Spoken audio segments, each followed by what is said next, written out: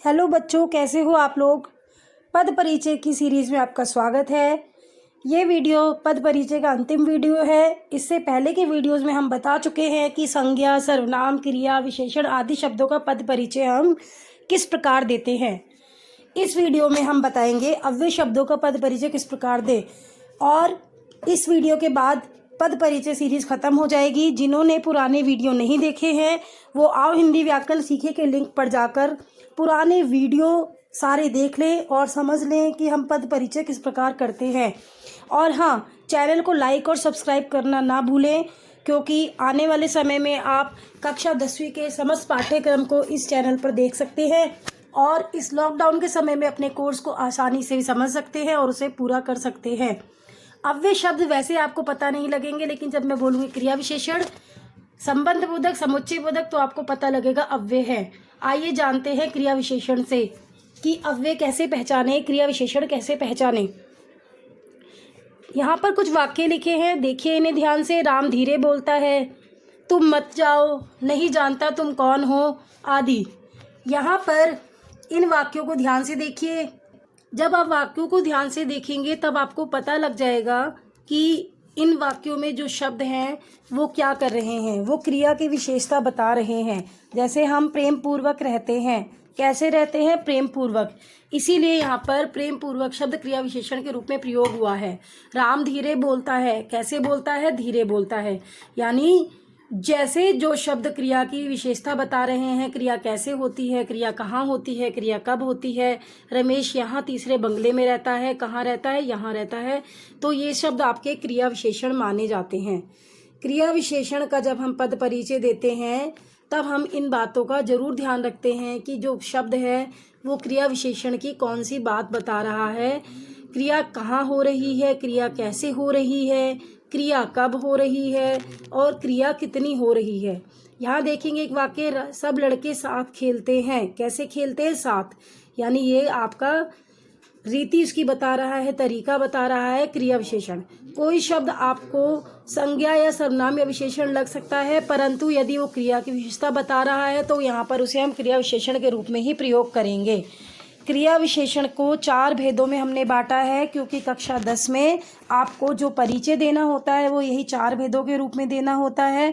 तो आप वाक्य पढ़कर नियमित अभ्यास के द्वारा ये समझ जाएं कि कोई भी क्रिया है वो कैसे हम छांटें और उसको कौन से भेद में रखें। एक तरीका और है, यदि आप क्रिया के साथ ये देखें क्वेश्चन लगाकर क्रिया कब हुई तो वो कालवाचक क्रिया विशेषण माना जाएगा। फिर यदि आप प्रश्न लगाएं क्रिया कैसे हुई तो वो रीतिवाचक क्रिया विशेषण माना जाएगा। यदि आप प्रश्न लगाएं क्रिया कहाँ हुई तो स्थानवाचक क्रिया विशेषण माना जाएगा। और क्रिया कितनी हुई तो वो परिमाणवाचक क्रिया विशेषण माना जाएगा। यहाँ पर ये जानना इसलिए ज़रूरी है क्योंकि जब आप पद परिचय देंगे तब आपको क्रिया विशेषण का भेद अवश्य लिखना है पद परिचय में। इसी माध्यम से आप सीख सकते हैं कि हमारा क्रिया विशेषण का जो भेद है वो कैसे है। अब आइए देखते हैं कुछ उदाहरण, ताकि पता लगा सके क्रिया विशेषण का पद परिचय कैसे देते हैं। यहाँ पर देखिए लिखा है, दौड़ कर जाओ और बाजार से कुछ लाओ। ये आपका दौड़ कर यानी कैसे जाओ, दौड़ कर जाओ, तो ये रीतिवाचक क्रिया विशेषण है। नहीं जानता तुम कौन हो, नहीं शब्द हमने रीतिवाचक क्रिया विशेषण में लिखा है, वैसे ये निषेधात्मक क्रिया विशेषण होता है।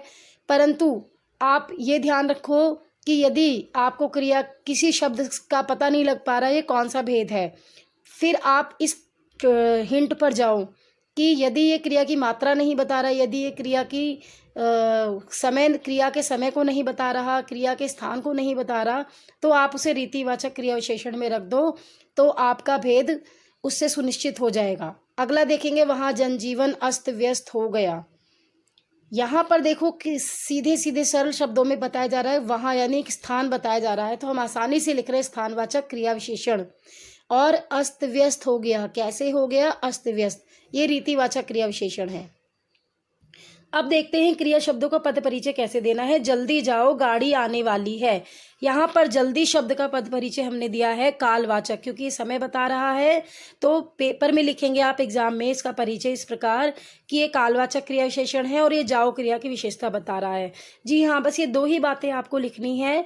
क्रिया विशेषण में आपको लिंग, वचन आदि शब्दों को नहीं बताना होता, केवल आपको क्रिया विशेषण का भेद बताना होता है और जिस क्रिया की विशेषता बताई जा रही है उसके बारे में बताना होता है। संज्ञा, सर्वनाम, क्रिया विशेषण की तरह इसके लिंग और वचन आदि नहीं बतानी। तो क्रिया विशेषण का वैसे पद परिचय बड़ा आसान है, परंतु आपको ये समझ विकसित करनी पड़ेगी कि आप समझ जाएं कि ये जो शब्द है ये क्रिया विशेषण है या नहीं है। यदि वो क्रिया विशेषण है तो कौन सा क्रिया विशेषण है। तो ये था क्रिया विशेषण पद परिचय। आइए अब अगले पद परिचय पे चलते हैं, समुच्चय बोधक पद परिचय। समुच्चय बोधक यानी अंग्रेजी के कनेक्टर की तरह होता है समुच्चय बोधक पद परिचय। इसमें देखेंगे राम और श्याम घर गए, और शब्द से राम और श्याम जुड़ रहे हैं, यानी 2 शब्द जुड़ रहे हैं, तो ये और शब्द समुच्चय बोधक है। राम घर गया लेकिन श्याम नहीं, श्याम नहीं और राम घर गया, ऐसे 2 वाक्य जुड़ रहे हैं, तो ये आपका लेकिन या परंतु शब्द आपका समुच्चय बोधक है। समुच्चय बोधक को हमने यहाँ 2 भागों में बांटा है, समानाधिकरण समुच्चय बोधक और व्याधिकरण समुच्चय बोधक। और या, तथा, लेकिन, परंतु, इसीलिए, अथवा, अतः, परिणाम स्वरूप, फल स्वरूप, बल्कि, मगर, ऐसे शब्द समानाधिकरण समुच्चय बोधक में है। क्योंकि, इसलिए, ताकि, जिससे, यानी कि, अर्थात आदि आपके व्याधिकरण समुच्चय बोधक में है। बेटा इनका अभ्यास नियमित रूप से करोगे तो आपको अच्छी तरह समझ आएगा। पर यहाँ पर भी एक छोटी सी ट्रिक मैं बताती हूँ समझने की, कि वाक्यों को जोड़ रहा है या शब्दों को जोड़ रहा है तो समानाधिकरण समुच्चय बोधक है। लेकिन यदि एक वाक्य दूसरे पर आश्रित हो जिसमें आपको परिणाम पता लगे तो वो व्याधिकरण है। कि वह गया क्योंकि उसे जाना था, तुम आए ताकि मैं जा सकूं, ठीक है, हम मिले जिससे हम घूम सकें, यानी जब तुम आए, यानी कि तुम्हारे आने से ही ऐसा कार्य हुआ, अर्थात। तो ये उस पर आधारित है व्याधिकरण और समानाधिकरण समुच्चय बोधक। अब समुच्चय बोधक का परिचय हम कैसे देते हैं, इस प्रकार हम देख सकते हैं। जैसे कि परीक्षा में प्रश्न आया, इशिका और किरण भाई बहन हैं, यहाँ पर और शब्द समानाधिकरण समुच्चय बोधक है और अव्यय है और इशिका और किरण में संबंध स्थापित करने वाला है। बस इतना ही आपको लिखना है, इसके अलावा लिंग, वचन, भेद कुछ नहीं लिखना। समानाधिकरण समुच्चय बोधक, अव्यय, इशिका और किरण में संबंध स्थापित करने वाला। दूसरा है, हम बाग में गए परंतु कोई आम न मिला। 2 शब्द है, परंतु और कोई। तो इसमें आपको समुच्चय बोधक छांटना है तो आप परंतु वो ही छांटे, कोई समुच्चय बोधक नहीं है। समानाधिकरण समुच्चय बोधक, अव्यय और 2 वाक्यों को जोड़ने वाला, हम बाग में गए और कोई आम ना मिला, इनको जोड़ने वाला।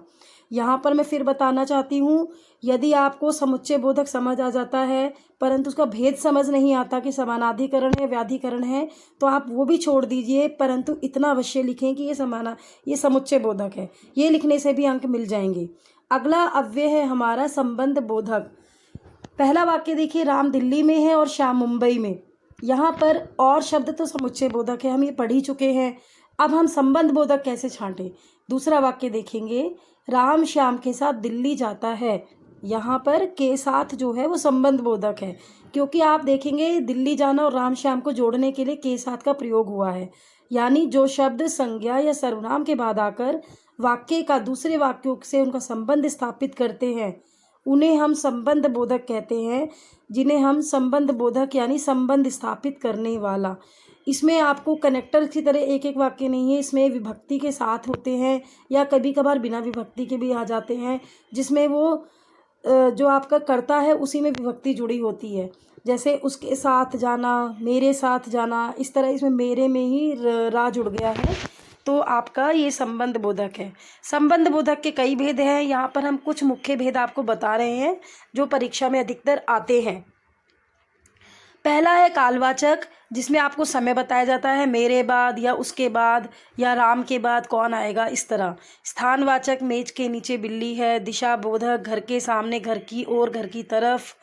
साधनवाचक, मैं तो राम के सहारे हूँ, इस तरह। साधन यानी सहारा बता दिया।